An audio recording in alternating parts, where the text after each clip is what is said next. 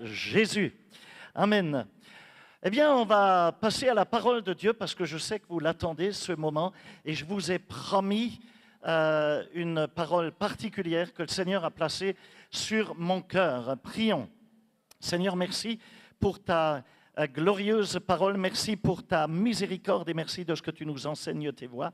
Merci de ce que, tu nous équipes et tu nous donnes, Seigneur, les recettes contenues dans ta parole qui sont le mode d'emploi de nos vies, le code de la route du ciel. Seigneur, merci de ce que tu nous permets de construire nos vies en toi, de les édifier en toi, afin que nous puissions vivre pleinement pour une résurrection meilleure. Seigneur, qu'à toi revienne toute la louange, l'adoration, l'honneur, la puissance, la gloire dans le nom de Jésus-Christ. Je te suis reconnaissant pour, Seigneur, les anges du ciel qui sont déployés. Je veux lier les ténèbres, lier les esprits diaboliques, les esprits mauvais qui cherchent à voler ta semence. Je les lie au nom de Jésus et je leur empêche tout champ d'activité. Et je te bénis, Père, de ce que ta semence de vie produit un grand fruit épanoui, un fruit qui demeure au nom de Jésus. Amen et Amen. Le thème de ce mois, c'est l'esprit de la résurrection, n'est-ce pas? Et ce que je voudrais dire, c'est que nous avons tous, absolument tous, connu des relations qui se sont brisées. La vie n'est pas juste un long fleuve tranquille, il y a des hauts, il y a des bas. Et tous ici, parce que tout est brisé ici-bas, nous avons également connu des relations qui se sont brisées et qui donc ont besoin de ressusciter. Et la chose est que dans notre douleur, dans notre blessure, qu'est-ce qui se passe lorsqu'on est blessé, lorsqu'une relation se brise? Eh bien, on a tendance à se construire un mur de protection autour de nous. Et du coup, cette muraille qu'on se construit, n'est-ce pas, elle, comment dirais-je, c'est une muraille qui nous empêche, ou qui empêche plutôt à notre douleur, à notre blessure de sortir, et du coup, cela empêche la guérison de notre cœur. On continue à ruminer et à ruminer et à ruminer encore au sujet de cette blessure, mais on empêche Dieu, on empêche la douleur de sortir et de permettre à Dieu de nous guérir. Et du coup, nos relations ont réellement besoin, pour certains, en tous les cas, elles ont besoin de ressusciter, tout simplement. Même notre cœur, à quelque part, a besoin d'être visité par l'esprit de résurrection pour que cette muraille s'effondre et que nous soyons dans une nouvelle liberté. OK, alors, on construit ces choses, bien évidemment, parce qu'on veut se protéger, mais quand tu fais ça, quand tu construis une muraille, tu finis par t'enfermer toi-même dans une prison à quelque part, tu te replies sur toi-même et tu t'exclus des autres. Dès que un mot ou quelque chose te surprend dans une relation, tu sors les griffes, tu t'enfermes, tu restes cloîtré. Et cela signifie aussi que pour reconstruire de bonnes relations, pour ressusciter les relations, il te faut donc abattre les murs, ces murailles de protection que tu t'es construit. Alors, à travers les béatitudes, eh bien, toi et moi, on a les moyens d'abattre ces murs qu'on a construits, parce qu'on ne les a pas construits qu'entre nous et les autres, mais du coup, on les a aussi construits entre nous et Dieu. Et donc, on peut les abattre, et les béatitudes, précisément, nous en parlent. Alors aujourd'hui, je voudrais examiner avec toi la 6e béatitude. On en a déjà vu 5 ensemble, il y en a 8 en totalité, et je voudrais voir la 6e. C'est le choix, c'est la décision que je dois faire de ressusciter les relations brisées pour enfin pouvoir vivre une vie qui vaut la peine d'être vécue, et avec des relations équilibrées, de bonnes relations. Regarde ce que dit Matthieu au chapitre 5, l'évangile de Matthieu, chapitre 5, verset 7. Tu as là les béatitudes qui nous sont données, n'est-ce pas, dans le chapitre 5. Il est écrit « Heureux ceux qui font preuve de bonté, car on aura de la bonté pour eux. Et aussi Dans Matthieu 5 au verset 9, il est dit « Heureux ceux qui procurent la paix ». Amen. Donc le choix, pour faire simple, et pour tout de suite planter le décor, le choix qu'il nous faut faire, il se résume à ceci. Primo, il te faut évaluer toutes tes relations. Où en es-tu dans tes relations? Secundo, il te faut pardonner à ceux qui t'ont blessé. Et terzo, troisièmement, il te faut réparer, tout faire pour réparer le mal que tu as fait aux autres. Alors, bien évidemment, dans la mesure où cela ne va pas nuire aux autres, tu vas le faire. Si ça va nuire, tu ne vas pas, bien évidemment, entraver des choses. Et c'est pour cela que, voyez-vous, bien-aimés, que les cellules de maison, les groupes de vie, comme j'aime à les appeler, parce que c'est réellement ça, ce sont des groupes où rayonne la vie du Christ, les cellules de maison sont tellement importantes et tu ne devrais pas manquer un tel rendez-vous durant la semaine en contact avec ton leader et des disciples. Et cela te permet de mettre en pratique tout simplement la parole de Dieu, d'en parler en petits groupes avec les autres et dans la sécurité et avec beaucoup d'amour et de simplicité. Alors, si je te demandais ce matin, on va essayer de faire rapidement comment dirais-je, un petit devoir. Ensemble, je vais vous mettre au travail et je voudrais te demander, allez, tu n'as peut-être pas une feuille avec toi, mais peu importe, allez, tu vas te l'imaginer, parce que si je te demandais de prendre une feuille blanche là, de papier et d'y inscrire dessus, essaye de réfléchir, essaye de le visualiser pendant que je te parle, et tu vois là devant toi, tu prends une feuille blanche et tu vas écrire sur cette feuille tous les noms de toutes les personnes qui t'ont blessé dans ta vie, ou alors toutes les choses également qui ont pu te blesser. Si je te demande de faire ça depuis ta plus tendre enfance, depuis que tu te rappelles quand tu étais enfant, ok? Alors, il y en a qui, ça va peut-être vous secouer, peut-être que certaines personnes ont pu connaître de l'inceste, ont pu connaître de l'abus, ont pu connaître des violences, des choses injustes, etc. Et puis ensuite, à l'école, avec les petits camarades, plus tard, au collège, au lycée. Bref, depuis ton enfance jusqu'à ce jour, si je te demandais de noter tous les noms de toutes les personnes qui t'ont blessé ou qui t'ont trahi, alors pense à ces personnes qui t'ont fait du mal. Et en faisant cet exercice, tu vas très vite te rendre compte que tu n'arriveras pas au bout de ta liste tellement elle risque d'être longue. Hello? Mais oui, tellement elle risque d'être longue. Bien sûr qu'il y a eu des trahisons, bien sûr qu'il y a eu des difficultés, bien sûr qu'il y a eu des blessures, des choses violentes que tu as eu à subir. Et la raison de ces choses, la raison... c'est que, pourquoi est-ce que les mauvaises relations sont quelque chose de commun dans notre vie? C'est parce qu'en réalité, nous aimons de la mauvaise manière. Et en d'autres termes, allez, pour le dire autrement, nous ne savons pas comment aimer. C'est le problème, c'est la problématique. On a du mal à savoir comment aimer. En fait, on n'aime pas correctement. Ceux qui nous ont blessés ne savent pas aimer correctement. Toi-même, tu as pu blesser également. C'est parce que tu n'aimes pas correctement. Et parce que nous n'aimons pas comme il le faut, on blesse constamment les autres, ou plutôt on se blesse constamment les uns les autres. Et du coup, on a besoin...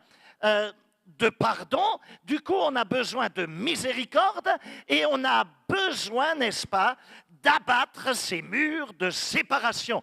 Et il va falloir s'entraîner à cet exercice jour après jour. Allons ensemble dans Matthieu 18, où Jésus nous raconte une histoire qui, franchement, c'est une histoire qui, à mon sens, me paraît très troublante et très profonde d'ailleurs au sujet du pardon. Mais elle me paraît malgré tout troublante. On va lire dans Matthieu 18 à partir du verset 21 jusqu'à la fin du chapitre, c'est pas très long. Je vais le lire rapidement pour vous et pendant ce temps, on pourra l'afficher derrière moi sur l'écran. Matthieu 18, à partir du verset 21 jusqu'à la fin du chapitre. Alors Pierre s'approcha de Jésus et lui dit, « Seigneur, combien de fois pardonnerai-je à mon frère lorsqu'il péchera contre moi? Est-ce que ce sera jusqu'à 7 fois ?» Jésus lui dit, « Je ne te dis pas jusqu'à 7 fois, mais jusqu'à 70 fois 7 fois. » C'est pourquoi le royaume des cieux ressemble à un roi qui voulut régler ses comptes avec ses serviteurs. Quand il se mit à l'œuvre, on lui en amena un qui devait 10 000 sacs d'argent. Comme il n'avait pas de quoi payer, son maître ordonna de le vendre, lui, sa femme, ses enfants, et tout ce qu'il avait, afin d'être remboursé de cette dette. Le serviteur se jeta par terre et se prosterna devant lui en disant, « Seigneur, prends patience envers moi, je te paierai tout. » Rempli de compassion, le maître de ce serviteur le laissa partir et lui remit la dette. Une fois sorti, ce serviteur rencontra un de ses compagnons qui lui devait 100 pièces d'argent. Il l'attrapa à la gorge et se mit à l'étrangler en disant, « Paye ce que tu me dois !»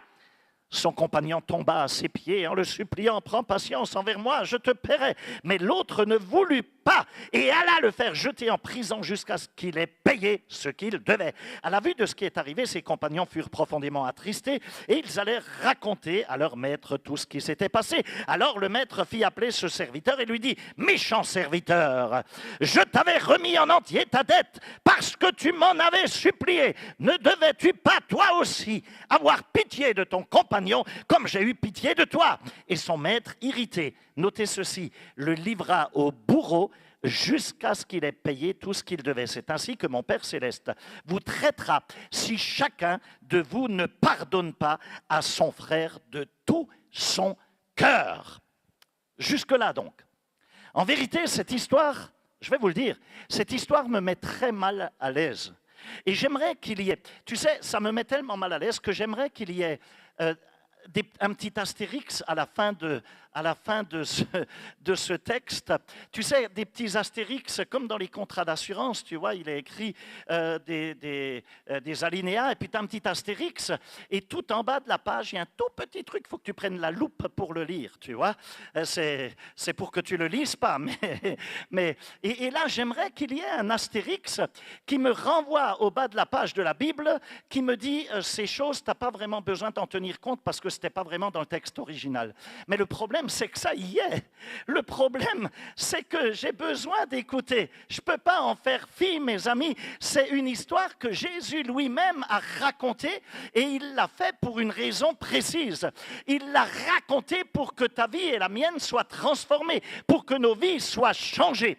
Écoutez, il y a deux pensées réellement profondes comment dirais-je, que j'ai eu au moment où j'ai travaillé ce texte, deux pensées profondes au sujet de cette histoire. En premier lieu, en ce qui me concerne, mes propres relations, il peut arriver quelquefois que je pourrais avoir du mal à pardonner. En tout cas, que je peux l'avoir de travers et puis, bon, voilà. J'aimerais te partager ça. Ces deux pensées, comment dirais-je, m'ont encouragé et j'espère qu'elles t'encourageront aussi dans le cadre des relations que tu vas devoir ressusciter ou régler, si tu veux, mettre. Alors, le premier principe que Jésus a partagé, c'est un principe qui est excessivement simple. Premièrement, j'ai été pardonné et parce que j'ai été pardonné, je peux donc moi aussi pardonner. Hello, vous êtes là? C'est parce que toi et moi, première pensée, c'est parce que toi et moi, nous avons été pardonnés, que nous pouvons pardonner tout ce catalogue-là de blessures, de frustrations, d'amertume qu'on a accumulé au plus profond de nos tripes. Parce que j'ai été pardonné, je peux pardonner. Et je veux que tu te représentes un instant cette histoire. On l'a lu ensemble. Mais je voudrais t'amener à l'imaginer comme si tu regardais un film.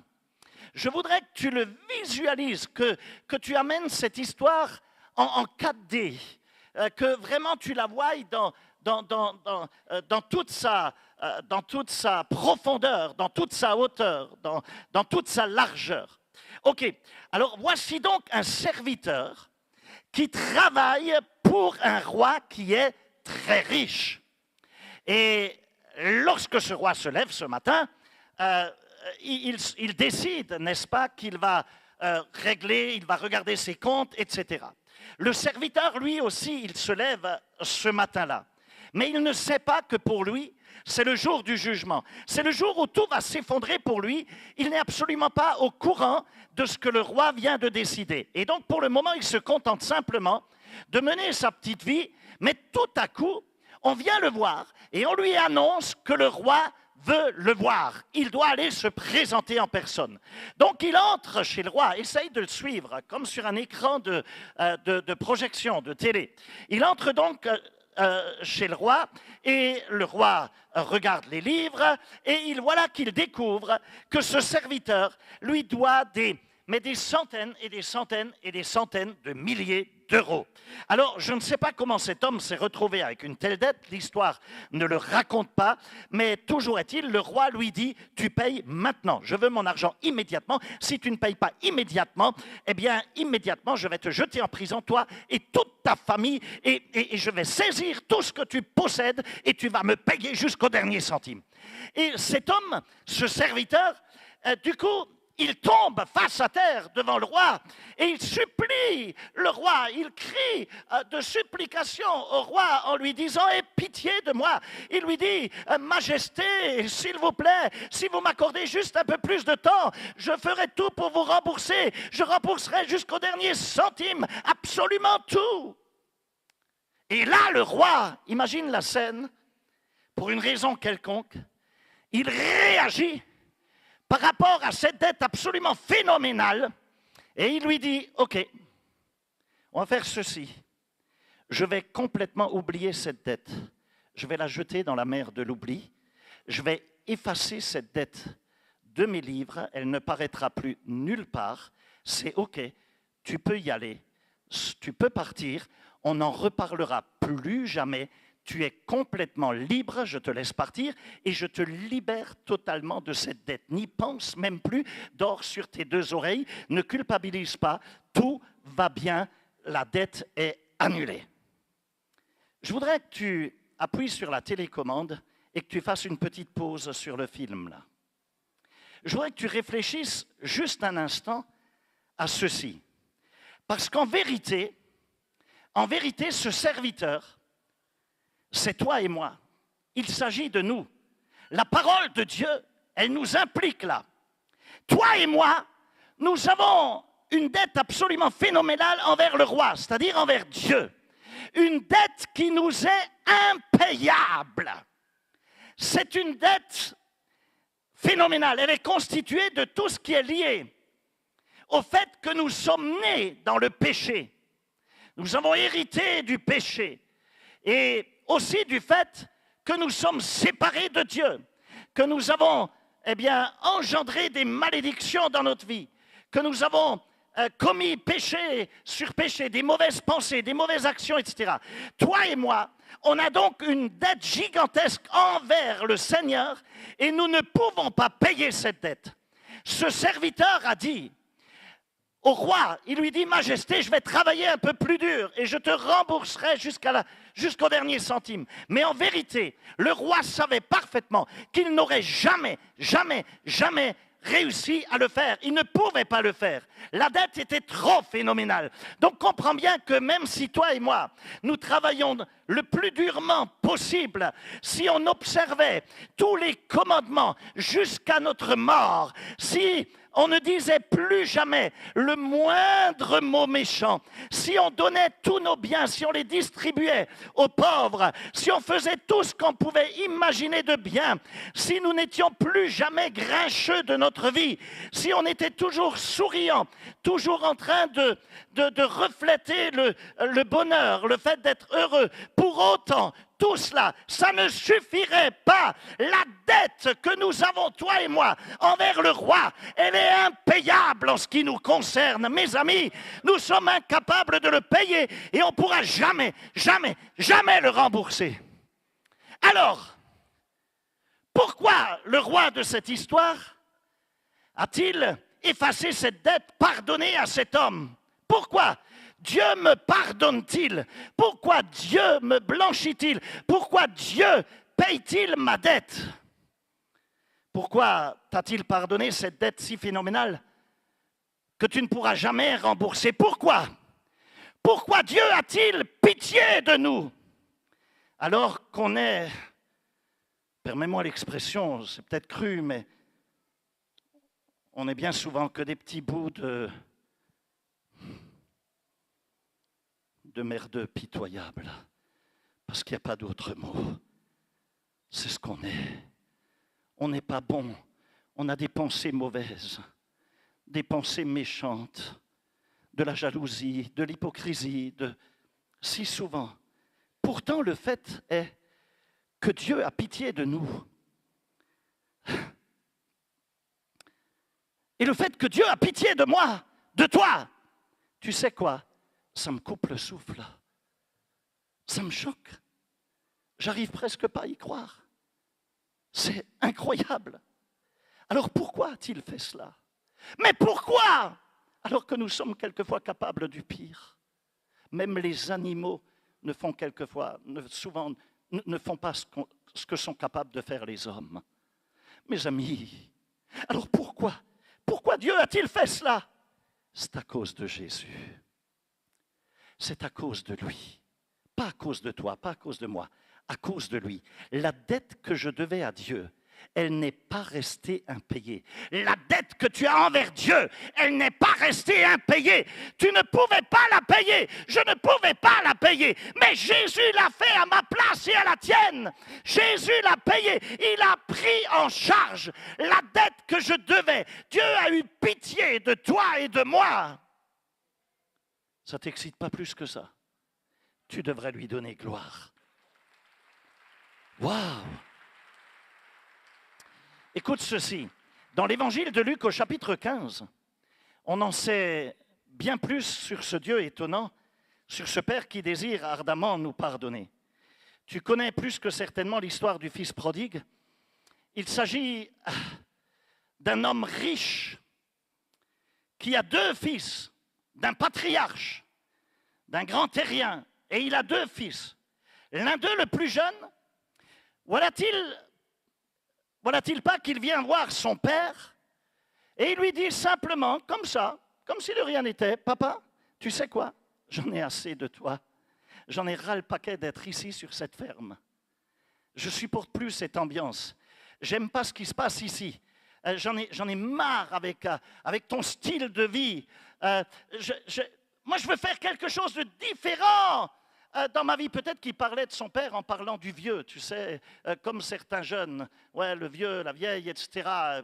Je me casse. Et c'était exactement le langage de ce jeune fils qui dit, écoute, moi, j'en ai que faire de toi, c'est pas mon problème, je me fiche de tes valeurs, j'ai envie de vivre, je veux vivre. Mais par contre, je vais partir, mais je voudrais que tu me donnes déjà ma part d'héritage, s'il te plaît, la partie qui me revient. Donc tu vois, normalement, un héritage, tu vas voir, c'est le notaire qui te le donne quand les parents sont déjà enterrés, tu vois. Mais là, il l'enterre avant l'heure, quoi. Hein. C'est un peu ce qu'il est en train de faire. Il est en train de dire, hey, tu me donnes déjà l'héritage, tu n'es même pas encore mort, mais je le prends déjà, etc. Comment tu aurais réagi si ton fils venait te voir ainsi, tu sais, le matin, pendant le petit déjeuner, il débarque et puis il prend un café avec toi et puis te sort toutes ses âneries? Comment tu aurais réagi, toi? Tu aurais peut-être réagi en fermant les poings, en disant « Fiston, viens voir, il y a plus de plaisir à donner qu'à recevoir. » Je crois que tu n'as pas eu assez de fessées. Je ne sais pas comment tu aurais réagi, mais voilà. Mais en tout cas, ce père-là, il n'a pas répondu comme nous, on le ferait peut-être. Il n'a pas dit « Quoi? Mais t'es débile ou quoi? C'est impossible, tu veux que je te corrige? Mais qu'est-ce qui te prend? T'es devenu cinglé, etc. » Au contraire. Ce père, j'imagine qu'il avait des larmes qui coulaient sur ses yeux, il va remettre sa part d'héritage à son fils rebelle et il lui dit, tu peux y aller mon fils. Donc ce fils est parti et il a vécu sa vie. Une vie que l'on ne peut plus agiter, une vie de débauche, l'alcool, les femmes, la vie de la nuit, de temps en temps, quelques vitamines illégales, Et Dieu créa l'herbe, c'est bio, tu vois, Enfin bref, tu vois ce que je veux dire, quoi. Il a vécu une vie de débauche comme pas possible, il a touché à toutes les bêtises. Alors bien évidemment, toute cette vie de péché lui a causé des ennuis. Et ce que tu ensemences, tu le récoltes. Et très très vite, l'argent a commencé à manquer. Et comme il n'avait plus de sous en poche, ben, tous les potes qui étaient très très copains avec lui, ils ont changé de trottoir. Là, il n'y avait plus d'amis là. Pour finir, il n'avait plus qu'un seul type d'amis, c'était les porcs. Il a fini dans une porcherie, à garder des porcs. Alors mets-toi cela dans le contexte. Hey, c'était un juif. Et tu le sais bien que pour un juif, être au contact avec un animal impur qui n'est pas cachère, donc, avec un porc, c'est véritablement une folie, quoi. C'est l'exemple même de la déchéance. Donc il s'est assis ou couché dans cette porcherie, et c'est là qu'il a réalisé qu'il venait de tout gâcher, qu'il avait tout dilapidé, et en d'autres termes, dans un sursaut de prise de conscience, c'est là qu'il se dit, waouh, je ne peux pas rester comme ça. Je vais retourner à la maison de mon père. Et là aussi, pas une seconde, à aucun instant, il s'est attendu à ce que son père soit gentil à son égard quand il rentre, parce qu'il sait qu'il ne le mérite pas. Il a tout flingué, il a tout dilapidé. Et ce père lui a donné sa part d'héritage que lui-même avait hérité de ses propres parents, et de génération en génération, ils ont bossé comme des dingues pour amasser le moindre centime. Et là, ce jeune, en quelques mois, boum, il dilapide tout, il claque tout, il envoie tout en l'air. Donc, il ne s'attend absolument pas à être accueilli les bras ouverts. Au contraire, il sait qu'il mérite d'être jugé, il mérite des mots de récrimination, il mérite la colère de son père, il mérite absolument rien, parce qu'il a brisé le cœur de son père, le cœur de sa mère, le cœur de cette famille. Il a brisé tout ce qui était de Dieu, tout ce qui était considéré comme saint pour cette famille. Il a détruit également tout ce qui était saint aux yeux de Dieu, les valeurs même. Et c'est là qu'il se dit, peut-être que si je retourne chez mon père et que je lui dis, Père, tu n'as plus besoin de me traiter comme un fils parce que je ne le mérite pas, mais traite-moi comme un esclave, comme un simple serviteur sur ta propriété, juste si tu m'acceptes de nouveau, juste si j'ai un toit où je peux dormir et travailler, parce que je ne mérite rien de plus, je serais déjà très heureux ainsi. Et la Bible dit, et raconte, que le fils rentre chez lui. Et tu sais ce qui se passe à ce moment-là? Le père, il guette tous les jours, il guette et il attend son fils. C'est fou. Quand le père le voit marcher encore au loin, il fait la chose, c'est un patriarche, il fait la chose la plus indigne qui soit. Tu sais, à l'époque, ils avaient des tuniques. Okay. Comme des robes longues, comme des aubes. Et ce père, normalement, il est assis sur son fauteuil de patriarche. Il est respecté dans la maison. C'est les enfants qui vont le voir et non pas lui qui va courir après les enfants. On est bien d'accord. C'est les serviteurs qui viennent le voir, etc. Et là, il fait quelque chose, mais qui n'est pas normal, l'on ne peut plus indigne. Il ramasse sa robe, là, comme une jupe, là, qui se lève, et il commence à courir, et il fonce littéralement en direction de son fils. Et la Bible dit que lorsqu'il l'a rencontré, il l'a serré dans ses bras et l'a embrassé. Et laisse-moi te dire, ce fils ne sentait pas Coco Chanel à ce moment-là. Hein? Il sortait d'une porcherie.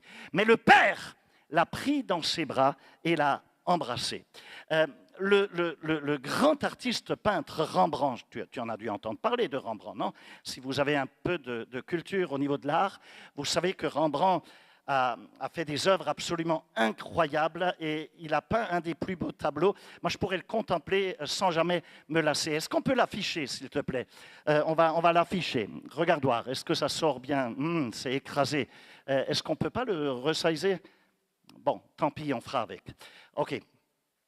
Toujours est-il, dans ce célèbre tableau de Rembrandt, tu peux voir le fils venir... Ouais, bon, c'est pas terrible, mais c'est pas grave, on va faire avec. Tu peux voir le fils revenir vers son père. Et tu vois les deux mains du père qui se posent sur son fils. Et c'est là que le fils s'est rendu compte qu'il ne sera pas traité comme un serviteur, mais qu'il sera accueilli, qu'il est accueilli tout à nouveau comme un vrai fils. Maintenant, si tu regardes ce tableau de très près, je ne sais pas si tu t'en rends compte parce que c'est un peu déformé par le format qui n'est pas correctement adapté, mais tu verras que les mains du Père ne sont pas identiques. Là, je l'ai dans le bon format. Et tu verras donc que la main de ce côté, elle est plus épaisse que celle-ci qui est... Ah ben, vous le voyez là-bas. Vous voyez, il y a une main qui est beaucoup plus épaisse que l'autre. Mais là, c'est de nouveau écrasé dans le mauvais sens. Mais bon, c'est pas grave. C'est pas dans le bon format. C'est pas dans le bon format. Tu ne le vois pas très bien. Mais peu importe. Alors, tu verras que vous allez sur le net, vous allez le retrouver, vous tapez Rembrandt, fils prodigue.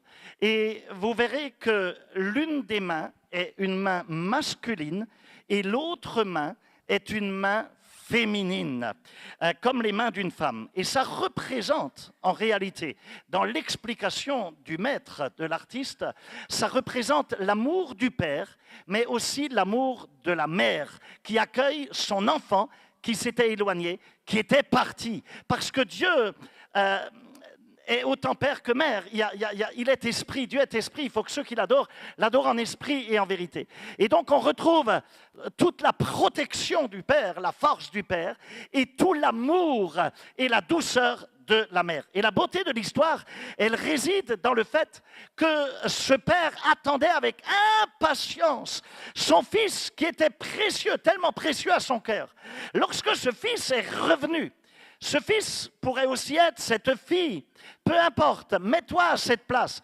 Le père ne l'a pas accueilli avec des reproches. Non, il ne lui a pas dit « Je te l'avais bien dit, je t'avais prévenu, tu as tout claqué, maintenant tu n'as plus rien en poche, je t'avais dit de ne pas faire comme ça, je t'avais dit de rester, je t'avais dit qu'on n'agit pas ainsi. Je savais que si tu faisais cela, ça finira mal. Et tu oses revenir me voir, mais t'es culotté, gars. On va régler les comptes. Ne sais-tu donc pas que tu as brisé mon cœur? Est-ce que tu ne sais pas que tu as brisé le cœur de ta mère? Est-ce que tu ne sais pas que tu as détruit tout ce qui nous était précieux? Est-ce que tu ne comprends donc pas que tu nous as ridiculisés auprès de toute la communauté, que tu as jeté l'opprobre sur notre nom, et malgré cela, tu as le culot de revenir toquer à ma porte?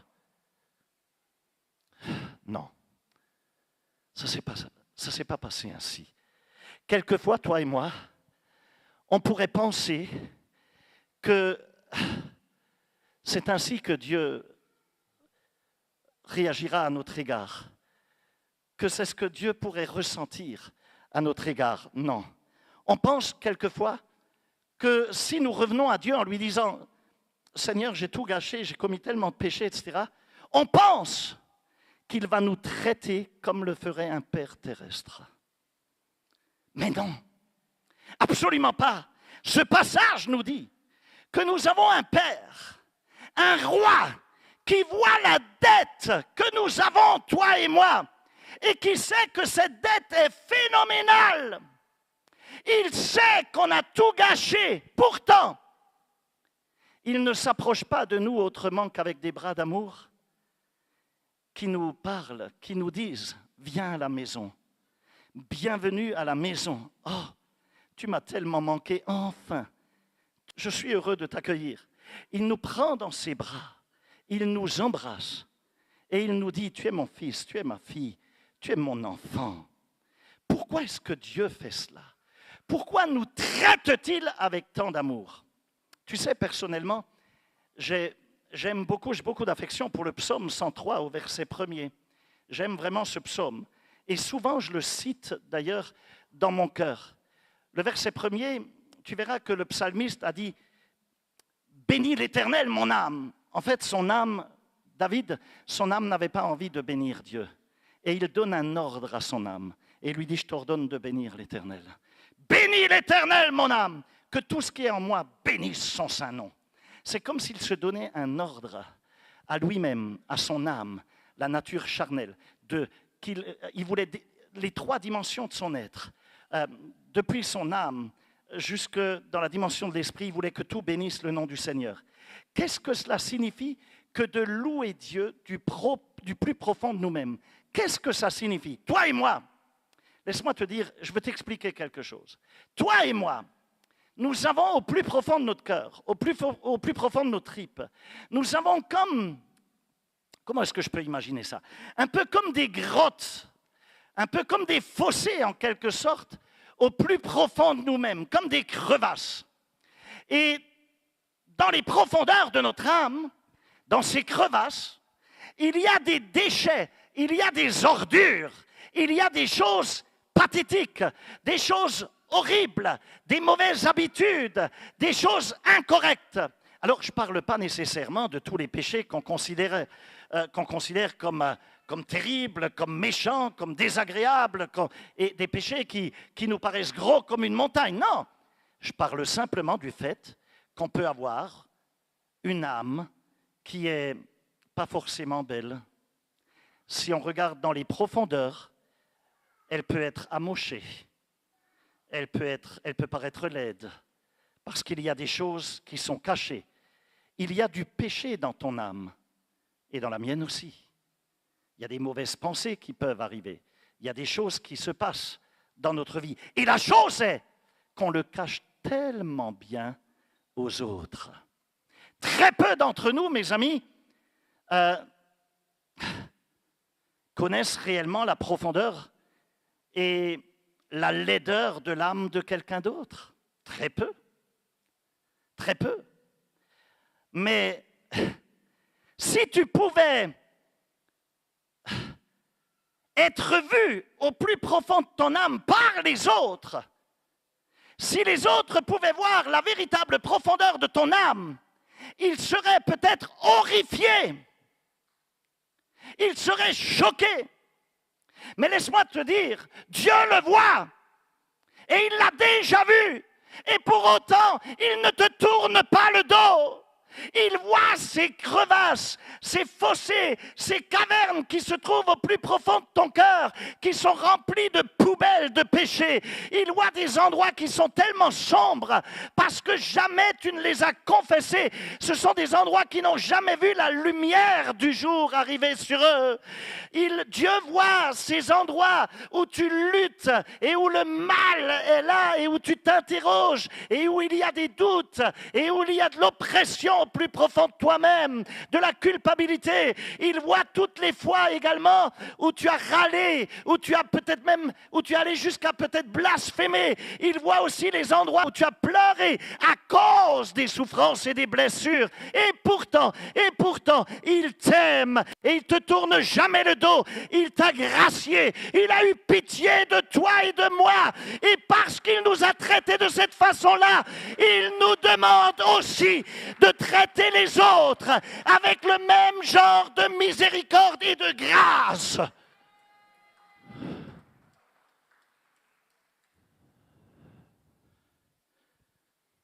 Parce qu'on a reçu, parce qu'on a été au bénéfice de la miséricorde et du pardon de Dieu, nous pouvons pardonner les autres.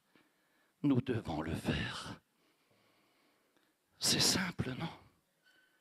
A plus B égale C. Dieu me pardonne, je te pardonne. C'est simple. C'est pas compliqué. Dieu te pardonne, tu pardonnes à tous les autres. Hello. Mais la chose est qu'il y a un problème.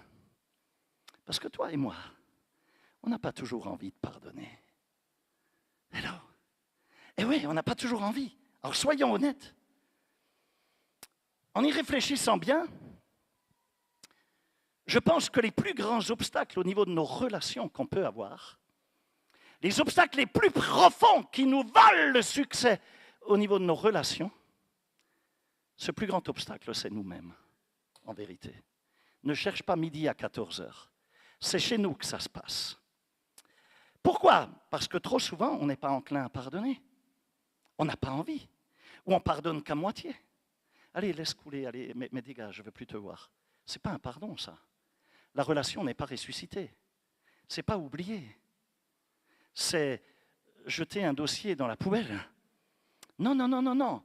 On n'a pas toujours envie de ressusciter nos relations brisées. Et du coup, au lieu de fonctionner selon le principe de Dieu, selon le principe du Seigneur, Dieu me pardonne et je te pardonne, c'est plutôt Dieu me pardonne et moi je ne te pardonne pas. Vous comprenez? La chose est qu'il y a quelque chose d'excessivement dangereux dans ce genre de schéma de pensée et dans cette manière de réagir. Laisse-moi t'expliquer cela. Et ça m'amène à la deuxième vérité de ce passage, à la deuxième pensée que j'ai eue. C'est une vérité qui fait froid dans le dos. Laisse-moi te dire, c'est une vérité qui dérange. Parce que la deuxième pensée de ce texte, c'est que celui qui ne pardonne pas devient celui qui n'est pas pardonné. Est-ce que tu as entendu? Celui qui ne pardonne pas devient celui qui n'est pas pardonné. Reprends l'histoire du roi et du serviteur. On avait mis la télécommande sur pause. Revenons à cela. Le serviteur a reçu le pardon du roi. Il quitte les appartements du roi en étant heureux, enthousiaste. Le roi lui a pardonné, sa dette a été remise. Il est un homme totalement libre. Il a évité le pire. Il ne doit rien rembourser, pas un centime de cette dette phénoménale. Ça a été effacé. Sa femme, ses enfants ne seront pas inquiétés. Il est heureux. Maintenant, et alors qu'il se promène, voilà qu'il voit un gaillard sur son chemin qui lui doit quelques euros. Pas des dizaines et des dizaines et des dizaines de milliers, pas une somme phénoménale, pas des millions d'euros, mais juste quelques euros, allez, une centaine d'euros ou je ne sais. Il s'approche du gars, il l'attrape par le collet et il lui dit « Tu me dois ceci et j'exige que tu me le rendes immédiatement. » Et à ce moment-là, cet homme fait comme lui, il a fait devant le roi, il se jette à ses pieds, il dit « Ok, je comprends, je veux te rembourser, etc. » Et là ce gars lui dit « Mais je me moque que tu comprennes, je veux mon argent immédiatement. Si tu ne me le donnes pas, je vais te traduire en justice, je vais te faire jeter en prison. Si tu vas me payer jusqu'au moindre centime, mais si tu ne me le donnes pas tout de suite, tu es grillé, je l'exige maintenant. » Je ne sais pas ce qu'il en est pour toi, mais peut-être que toi et moi, là aussi, la parole nous parle. Et dans certains domaines, on pourrait se voir dans le rôle d'un tel serviteur ingrat. C'est embarrassant, je sais bien, c'est embarrassant de devoir l'admettre. Mais en vérité, lorsqu'il s'agit de mon péché, lorsqu'il s'agit de mes faiblesses, lorsqu'il s'agit de mes échecs et de la façon dont je suis peut-être capable de blesser les gens qui m'entourent, j'exige la miséricorde. Et toi aussi. Je veux, quand je me trompe, la miséricorde de Dieu et je veux que les gens me pardonnent. Je veux qu'ils m'excusent. Je veux qu'ils se rendent compte que peut-être j'ai eu une mauvaise journée ou une mauvaise semaine, que je suis fatigué, que je subis le décalage horaire, ou que sais-je, je vais m'inventer plein d'arguments. Je veux la miséricorde de Dieu. Et je veux que les personnes que j'ai blessées me regardent en me disant « Ok, je sais que tu as une journée difficile, la semaine a été difficile, mais t'en fais pas, c'est pas grave. Allez, ok, ce que tu as dit hier et qui m'a tellement blessé, bon, oublie, tout va bien. » Toi aussi, tu as envie que les gens te disent ça. Mais lorsqu'il s'agit du péché, ou de la blessure, ou des échecs des autres, que j'aime. Ça peut être mon épouse, ça peut être un enfant, peu importe. Quelqu'un de proche, là c'est une autre histoire. Lorsque cela me blesse moi, la miséricorde ne m'intéresse pas tellement. Lorsque ça te blesse toi, sois honnête. La miséricorde ne t'intéresse pas toujours. Tu veux que l'autre paye. Tu veux que l'autre te rende ce qu'il te doit. Tu m'as blessé, alors tu vas payer, je vais bouder. Je ne t'adresse plus la parole pendant tant de jours. Tu vas payer. Je suis en colère parce que ça mérite que je sois en colère. Ce que tu m'as fait en me blessant plus profond de moi-même, je vais te le faire payer. Aussi, je vais garder tout ça dans un dossier.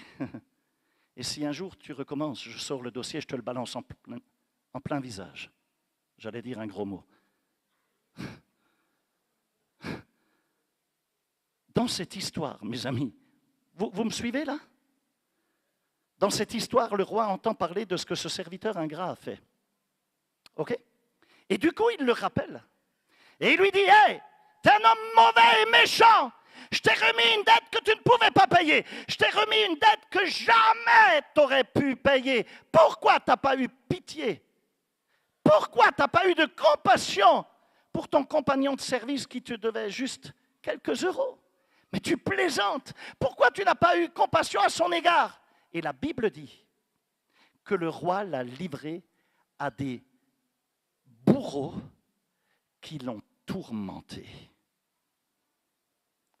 Et quand j'ai regardé dans l'Écriture ce qu'étaient les bourreaux représentent le diable et les démons.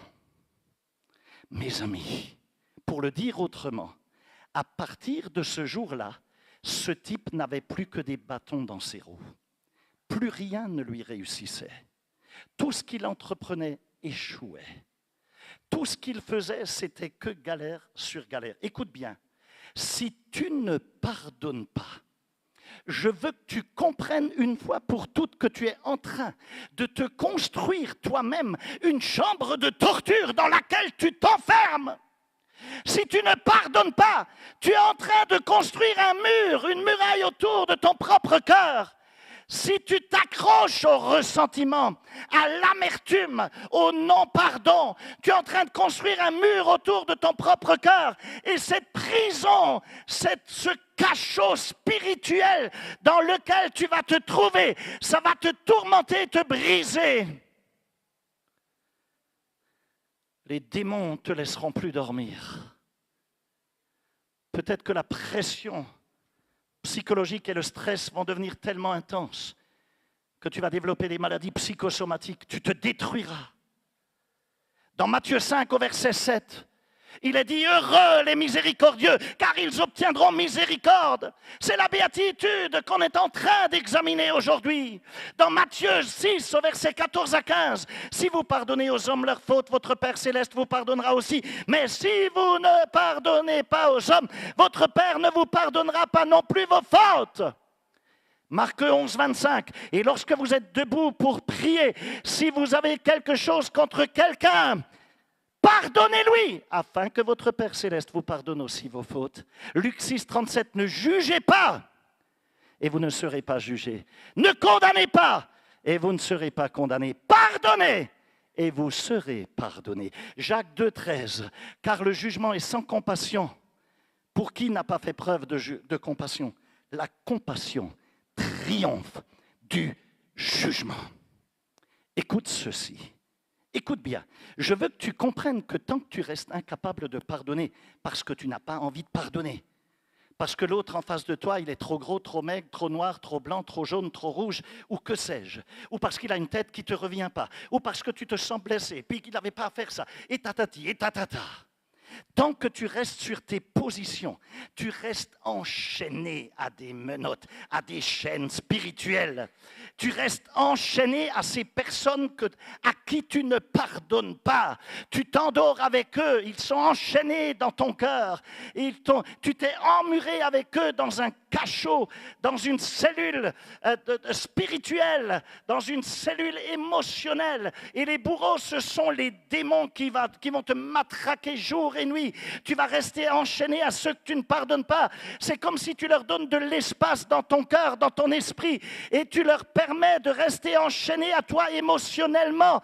Tu manges avec eux, tu dors avec eux, tu rêves avec eux, tu te réveilles avec eux, tu travailles avec eux, tu leur donnes le droit de te tourmenter jusque dans ton sommeil. Relâche ces prisonniers.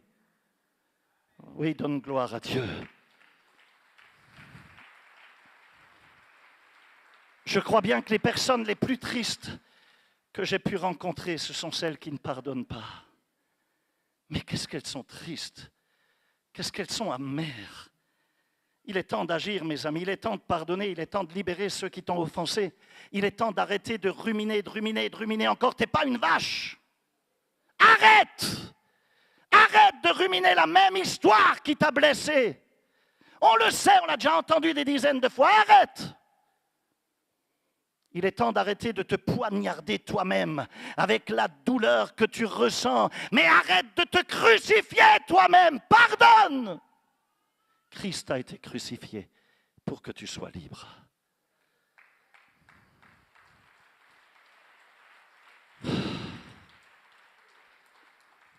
On t'a remis une dette que tu ne pouvais pas rembourser. Et c'est pour cela, quelle que soit ta blessure qui t'a été infligée, peu importe, c'est jamais aussi grave que la blessure que tu as infligée à Dieu en Christ sur la croix. C'est toi qui l'as crucifié et moi, à cause de notre péché. N'oublie jamais ça. Tu as une dette impayable, mais elle a été payée par Jésus. Et donc, tout ce qui t'arrive dans la vie, tout ce qui m'arrive, ce n'est jamais aussi grave que cette dette qu'on avait envers lui. Je ne sais pas, je ne sais plus quel est l'auteur qui avait dit qu'être chrétien, je ne l'ai pas retrouvé, je l'ai cherché, mais j'avais noté la phrase dans un coin sur un dossier que j'ai, où je mets des citations. Et cet auteur chrétien disait qu'être chrétien, ça signifie pardonner l'inexcusable, parce que Dieu nous a pardonné l'inexcusable envers nous. Alors, comment se débarrasser de manière pratique de ces couches de ressentiment, d'amertume, de colère qui pourrissent ton âme aujourd'hui, qui pourrissent ta vie? Je connais 2 façons de procéder, mais le problème, c'est qu'aucune de ces 2 façons n'est facile. OK. La première consiste à clouer tous ces non-pardons sur la croix.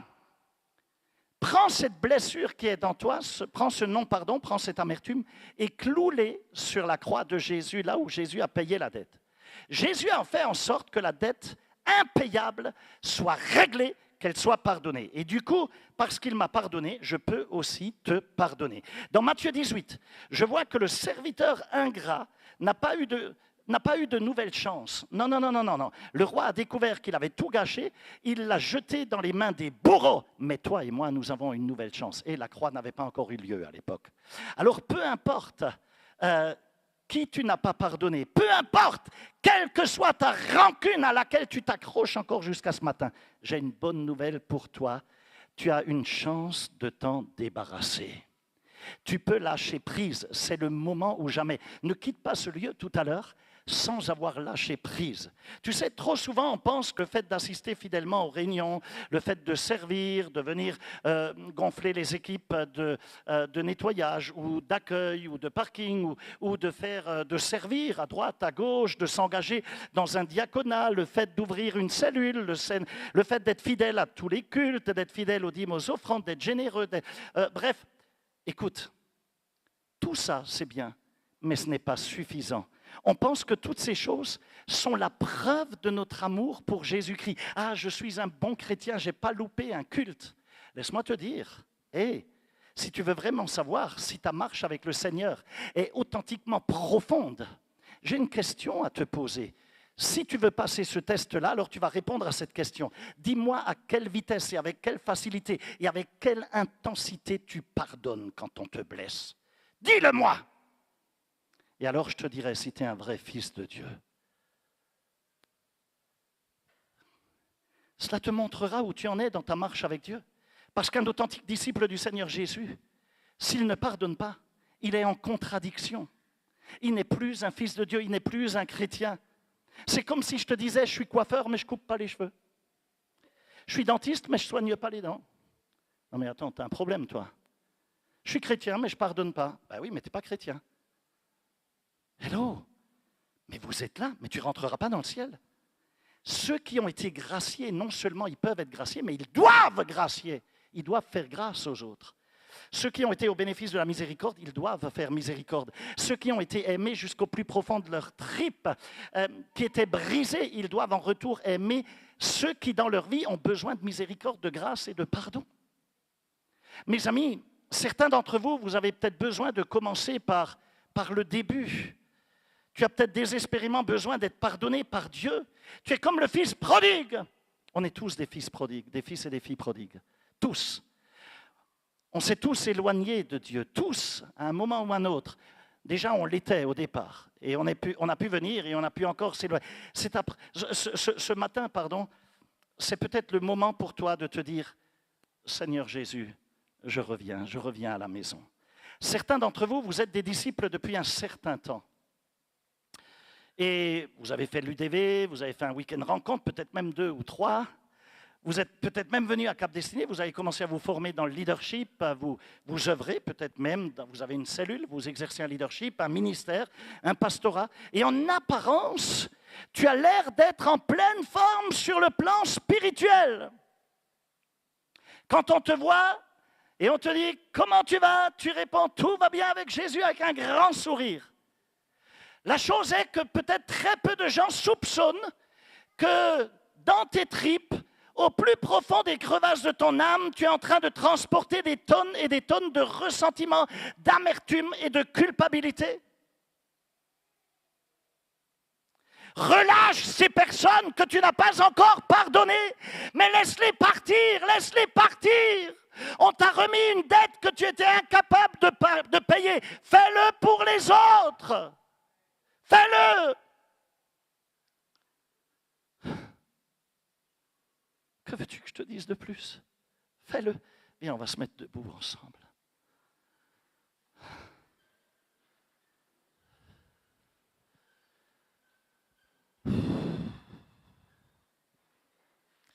Je sais que l'Esprit de Dieu a parlé à beaucoup ce matin.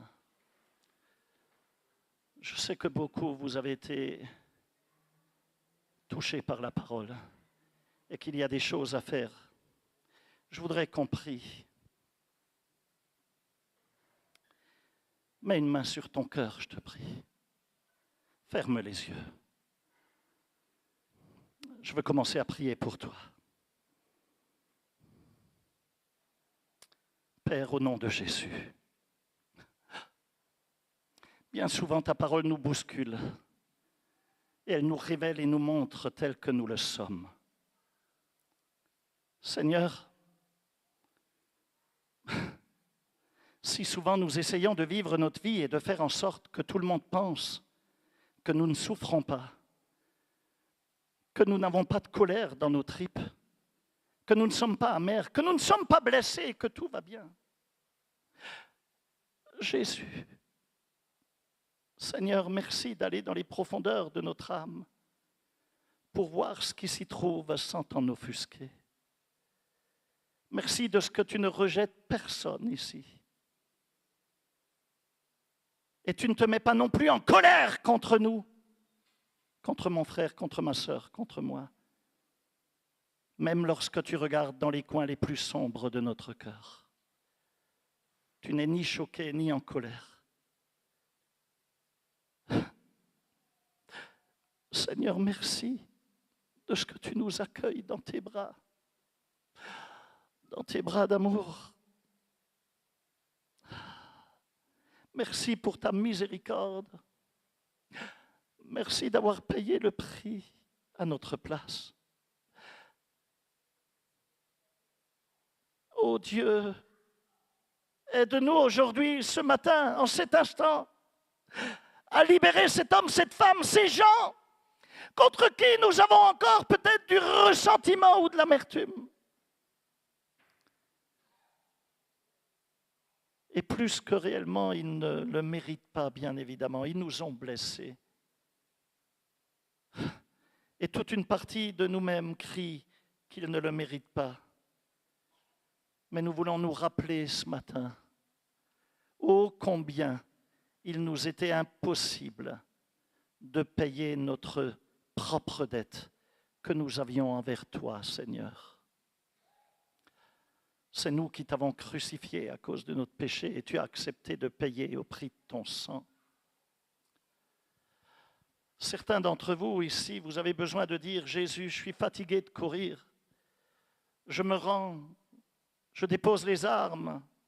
Prends-moi dans tes bras d'amour, Seigneur. J'ai vécu ma vie loin de toi.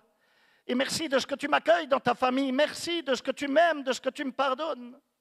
Tu as besoin de le lui dire ce matin. On va faire quelque chose. Il nous reste quelques minutes.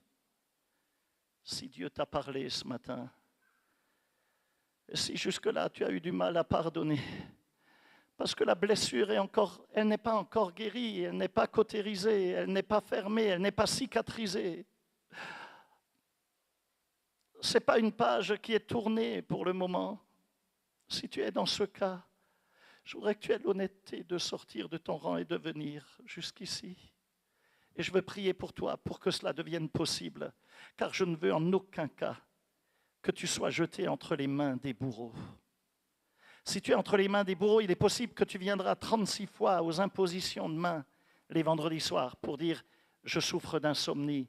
Je fais des cauchemars, je fais ceci, je fais cela. J'ai que des bâtons dans les roues, plus rien me réussit. Non, s'il te plaît, relâche. Lâche prise. Si Dieu te parle ce matin, viens, approche-toi, n'aie pas honte. Tu n'as pas besoin d'avoir honte. Tu es quelqu'un de courageux, de courageuse. Et le ciel tout entier t'applaudit. Tu as besoin de Jésus. Tu as besoin de lui. Tu as besoin de lui. C'est maintenant que ça se passe. Tu ne vas pas quitter ce lieu comme tu es venu. C'est un message très, très sérieux. Parce que ça peut te coûter le salut. Si tu ne pardonnes pas, Dieu ne peut pas te pardonner. Mais avant qu'on parle même de salut et de la vie dans le paradis, dans un ciel de gloire, les bourreaux s'occupent déjà de toi sur la terre. Et je ne veux pas de ça. Alors viens ce matin.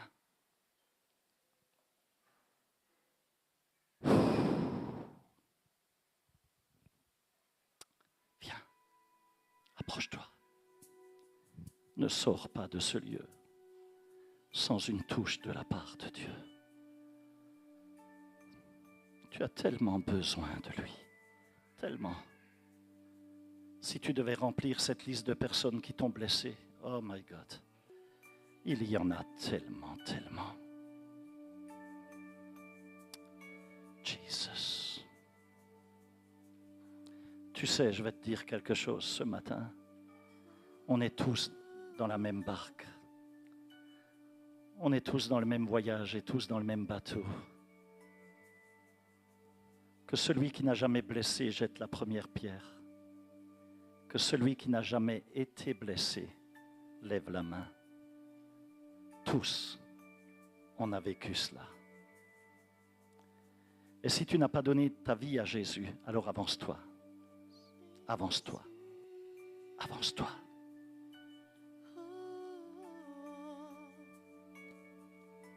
On va prier ensemble.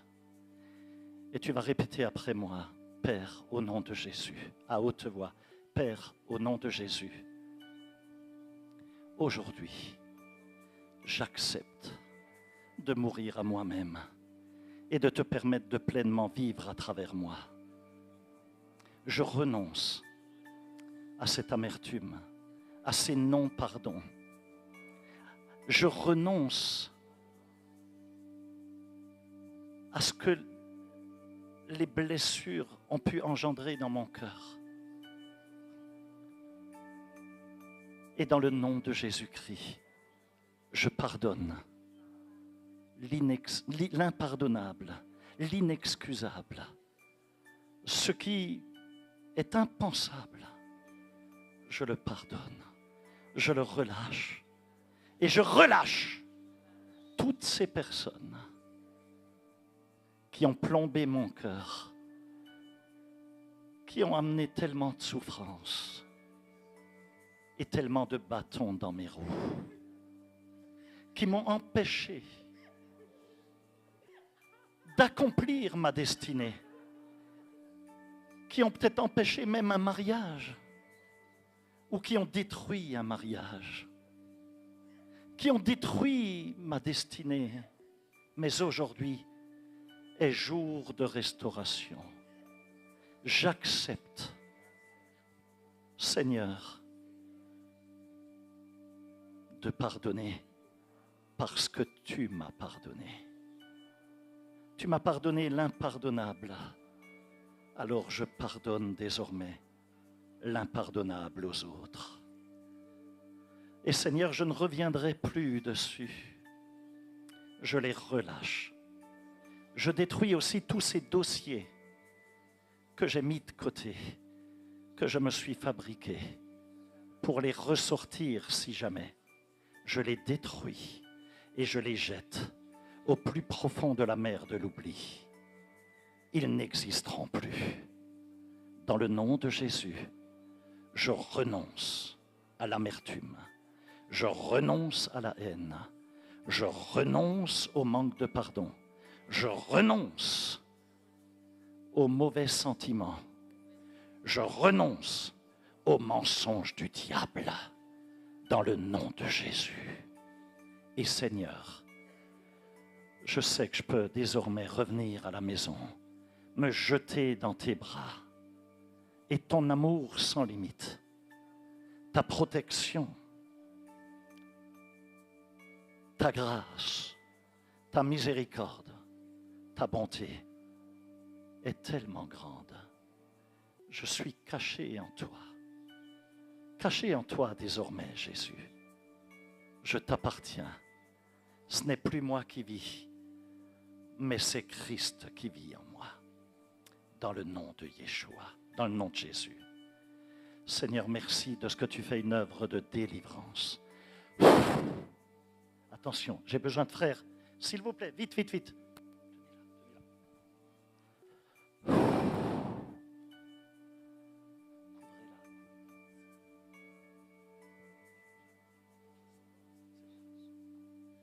Jesus. Je te donne ce que je suis, Seigneur. Recevez la délivrance ce matin. Je te donne Recevez. mon cœur. Soyez libres dans le nom de Jésus. Il ne m'appartient plus. Ce que j'ai de meilleur, tout est pour toi, Jésus.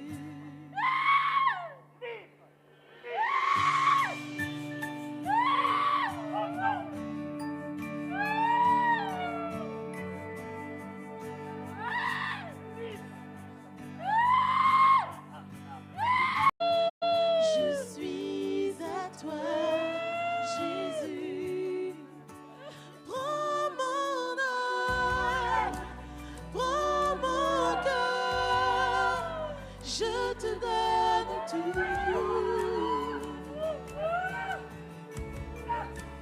Prends ma vie, me voici, je te donne tout. Mon cœur est à toi,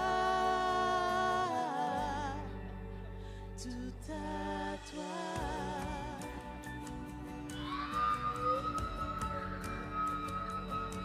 Je te donne ma vie.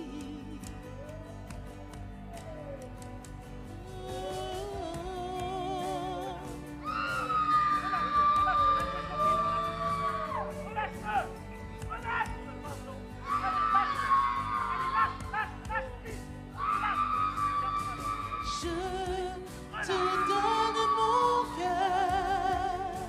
Écoutez ceci. Vous devez relâcher ces personnes que vous avez emmurées dans votre cœur. Vous devez abattre ces murs. Car ce sont des bourreaux qui continuent à vous persécuter. Vous méritez mieux que ça. Vous devez les lâcher. Les lâcher dans le nom de Jésus. Prends mon âme, prends mon cœur. Je dois aimer mon Dieu. C'est l'offrande de mon cœur. Je suis à toi, Jésus. Prends mon âme, prends mon cœur, je te donne tout. Prends ma vie, me voici, je te donne tout.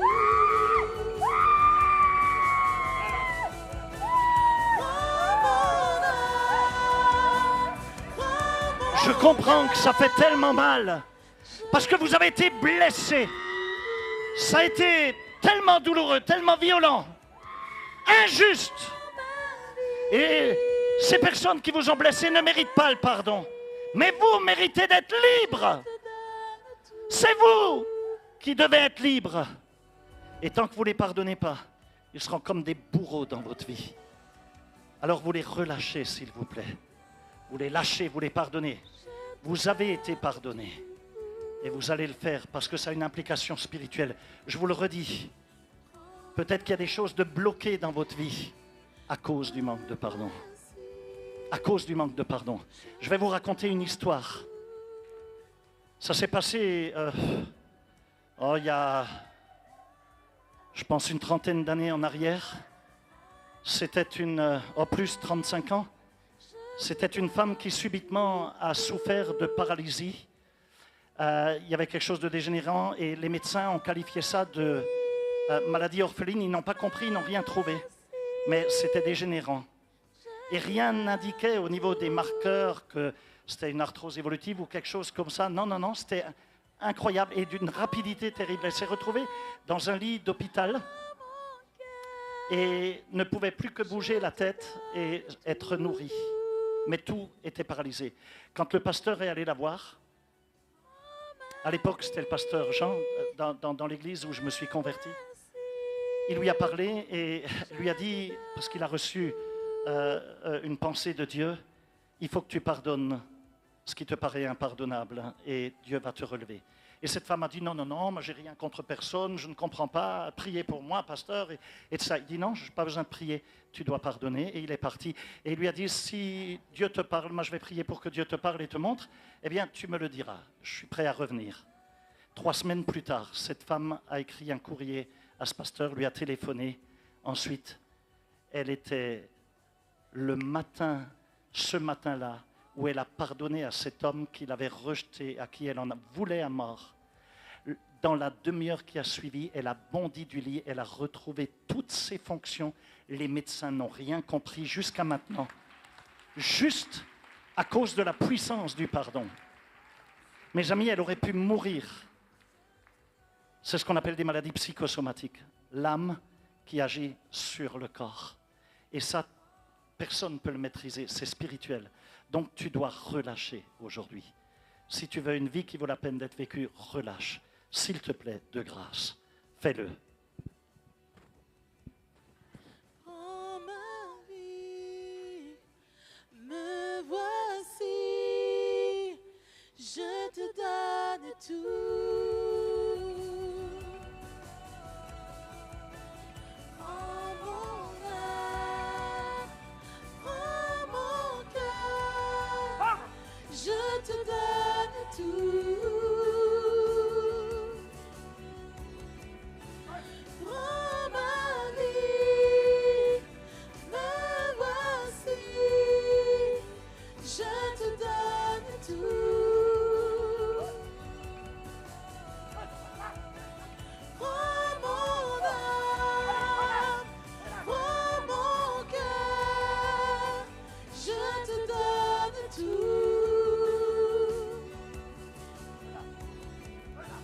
Prends ma vie, me voici, je te donne tout. Prends mon âme, prends mon cœur, je te donne tout. Prends ma vie, me voici, je te donne tout. Prends mon âme, prends mon cœur, je te donne tout.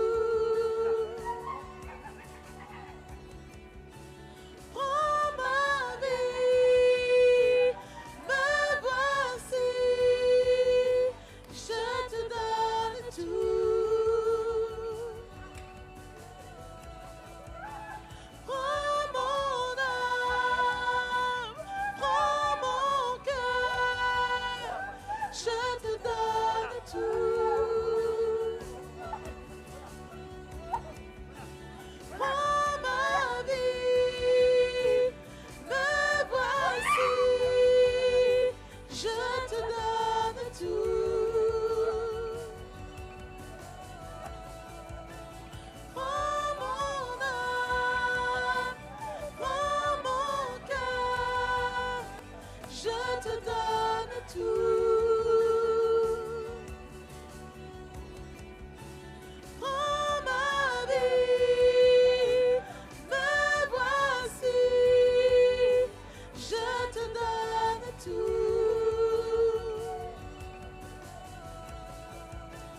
Prends mon âme, prends mon cœur, je te donne tout. Prends ma vie, me voici, je te donne tout. Prends mon âme, prends mon cœur, je te donne tout. Prends ma vie, me voici, je te donne tout. Prends mon âme, prends mon cœur, je te donne tout. Prends ma vie, me voici, je te donne tout. Prends mon âme, prends mon cœur, je te donne. Vous devez lâcher prise, lâcher vos bourreaux, ceux qui vous ont blessés. Laissez-les partir, ils en valent pas la peine. Vous méritez d'être libre. Libre en Jésus.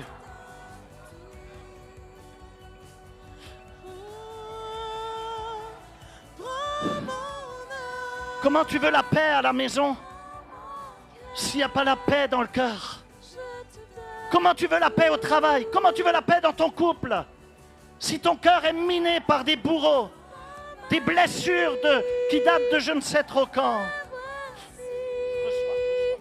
Je te donne tout. Prends mon âme, prends mon cœur, je te donne tout. Prends ma vie, me voici,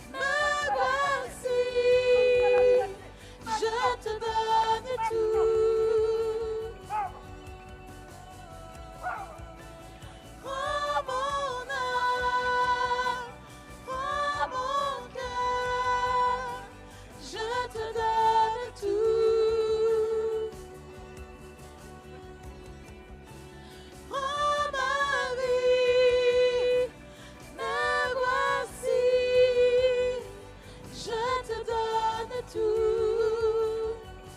Oui, prends mon âme, prends mon âme, prends mon cœur, je te donne tout, je te donne tout. Prends ma vie, me voici, je te donne tout. Seigneur, pour mon âme, prends mon cœur, je te donne tout. Oui, prends ma vie, me voici, je te donne tout. Prends mon âme, prends mon cœur, je te donne tout. Prends ma vie, me voici, je te donne tout. Prends mon âme, prends mon cœur, je te donne tout.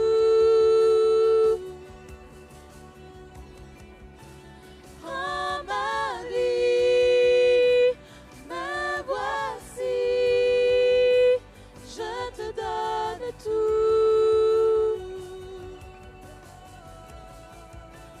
Prends mon âme, prends mon cœur, je te donne tout.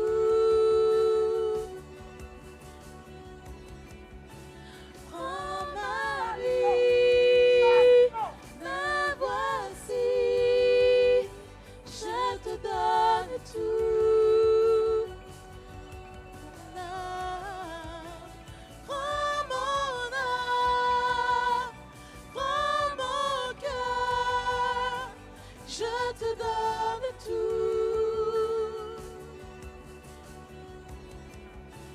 Prends ma vie, me voici, je te donne tout.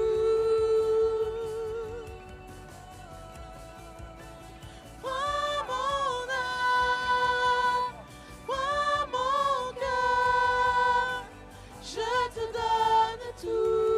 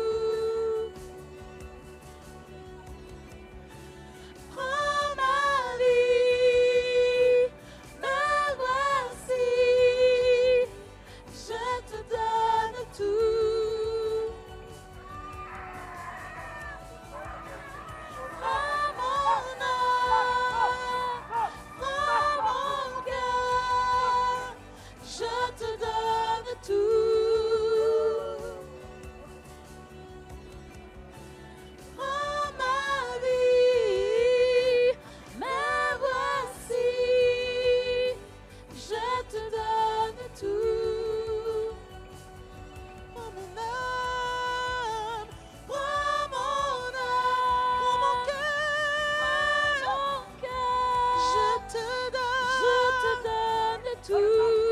Je te donne tout. Prends ma vie. Me voici. Je te donne tout. Prends mon âme. Prends mon cœur. Je te donne tout.